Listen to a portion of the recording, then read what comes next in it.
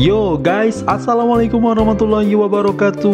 Welcome back to channel Sobat BK, sobatnya para siswa yang kalau lagi galau curhatnya ke sosial media. Waduh, kurang-kurangi ya guys.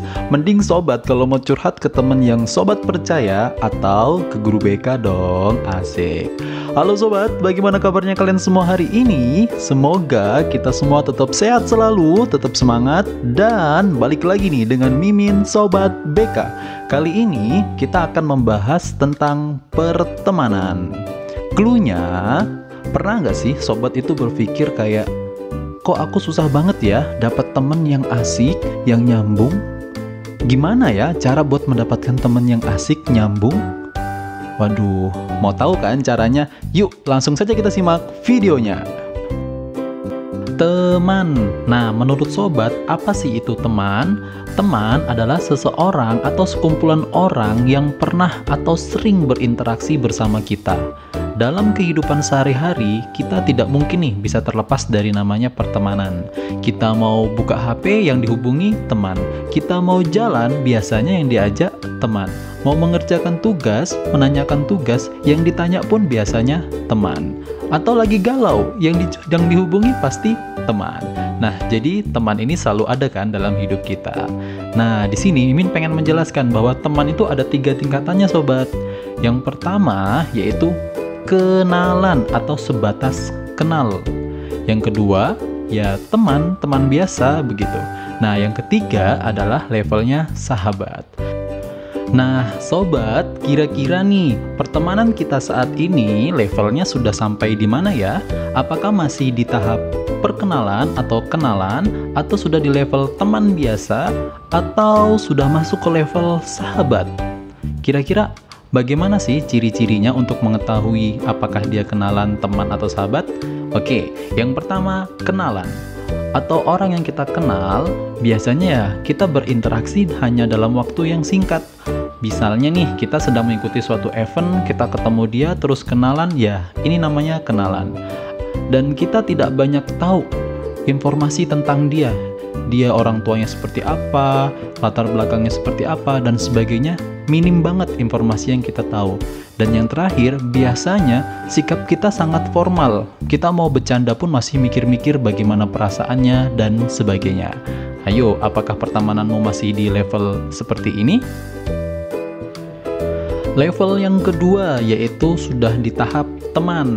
Nah, ini menurut Bapak Aristoteles ya, seorang filosof terbesar terkenal banget di dunia. Nah, beliau menjelaskan pertemanan itu terbagi menjadi 3 nih, khusus kata teman ya. Pertama, teman berdasarkan manfaat. Maksudnya seperti ini sobat. Pertemanan ini didasarkan karena jika aku berteman dengan dia, maka akan ada manfaat yang aku peroleh. Kalau hari ini aku membantu dia, bisa jadi suatu saat dia yang akan membantu aku. Nah sobat, biasanya pertemanan ini karena suatu keadaan, misalnya karena lagi satu kelas, satu organisasi, dan sebagainya. Yang kedua yaitu teman berdasarkan hobi atau kesukaan. Artinya, sobat hanya berteman dengan orang-orang yang memiliki hobi yang sama, kesukaan yang sama. Misalnya, sama-sama suka bermain game, sama-sama suka main futsal, sama-sama suka mendaki, dan sebagainya. Tujuan dari pertemanan ini biasanya yaitu untuk senang-senang, untuk refreshing, untuk mencari kebahagiaan, dan sebagainya. Nah, apakah pertemananmu seperti ini? Yang ketiga yaitu teman berdasarkan kenyamanan karakter. Maksudnya sobat, ketika sobat berteman dengan seseorang yang wow, auranya tuh positif banget. Ketika sobat berteman dengan dia, sobat itu merasa disupport, merasa didukung, didengarkan dengan baik, dan sebagainya. Nah, di level ini Mimin menyebutnya sebagai sahabat. Sudah di level yang sahabat. Artinya apa? Orang ini tuh orang yang benar-benar deket banget sama kita. Dan kita tahu semua kartunya, baik buruknya seperti apa, kelebihan dia apa, kelemahan dia apa, dan sebagainya. Terus sikap kita ke dia sangat akrab banget. Kita nggak malu-malu lagi nih sama dia. Dan seakan-akan kita tuh mempunyai ikatan emosional gitu. Ketika dia sedih, ya kita juga merasakan kesedihan dia. Ketika dia bahagia, kita juga tuh ikut bahagia. Nah, sobat, kira-kira level pertemananmu sudah sampai di mana nih? Kenalan, sebatas kenal, atau teman biasa, atau sudah sampai di level sahabat? Waduh Min, agak ragu nih, kira-kira pertemananku ini seperti apa ya? Mimin tahukah cara untuk mengetahui apakah pertemananku ini baik atau enggak? Nah sobat, Mimin ada nih triknya, dan Mimin akan menyampaikannya. Coba sobat merefleksikan sendiri apakah kualitas pertemanan sobat ini baik atau tidak. Oke, ini dia cara mengetahui kualitas pertemanan kita. Yang pertama, adanya penerimaan pada diri kita. Maksudnya, ketika kita berteman, ya kita diterima apa adanya. Kita nggak harus menjadi mereka, dan kita menjadi diri kita sendiri. Dan mereka menerima kita dengan diri kita seperti ini, tanpa harus, ya kamu minimal harus punya ini, kamu kalau mau berteman sama kami harus bisa main ini, dan bla bla bla. No, tidak seperti itu. Nah, kira-kira apakah penerimaan seperti ini sudah ada di circle pertemanan sobat? Yang kedua, yaitu adanya penghargaan terhadap privasi masing-masing. Maksudnya, pertemanan yang baik akan menghargai ruang pribadi temannya masing-masing. Baik diri kita atau teman kita harus memiliki privasi sendiri pada saat kita membutuhkan.